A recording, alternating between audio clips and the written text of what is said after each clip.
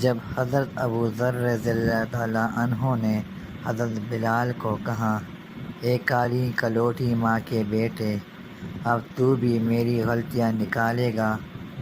حضرت بلال یہ سن کر غصے اور افسوس سے بیقرار ہو کر یہ کہتے ہوئے اٹھے، اللہ کی قسم، میں اسے ضرور بالضرور اللہ کے رسول صلی اللہ علیہ وآلہ وسلم کے سامنے اٹھاؤں گا۔ واقعہ پیارے نبی پاک صلی اللہ علیہ وآلہ وسلم کے سامنے رکھا۔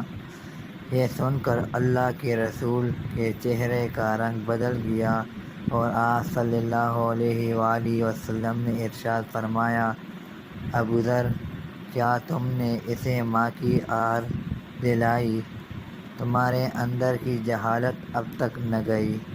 اتنا سننا تھا کہ ابو ذر رضی اللہ تعالیٰ عنہ یہ کہتے ہوئے رونے لگے، یا رسول اللہ، میرے لیے دعائے مغفرت فرما دیجیے، اور پھر روتے ہوئے مسجد سے نکلے۔ باہر آ کر اپنا رخسار مٹی پر رکھ دیا اور بلال سے مخاطب ہو کر کہنے لگے، بلال، جب تک تم میرے رخسار کو اپنے پاؤں سے نہ رون دو گے، میں اسے مٹی سے نہ اٹھاؤں گا۔ یقیناً تم معزز اور محترم ہو اور میں ذلیل و خوار۔ یہ دیکھ کر بلال روتے ہوئے آئے اور ابو ذر سے قریب ہو کر ان کے رخسار کو چوم لیا اور بے ساختہ گویا ہوئے، اللہ پاک کی قسم، میں اس رخسار کو کیسے رون سکتا ہوں جس نے ایک بار بھی اللہ کو سجدہ کیا ہو؟ پھر دونوں کھڑے ہو کر گلے ملے اور بہت روئے۔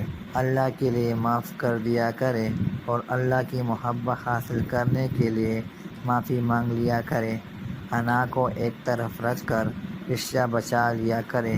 انسان خطا کار ہے، لیکن معافی مانگنے والے کی عزت اور عظمت بڑھ جاتی ہے۔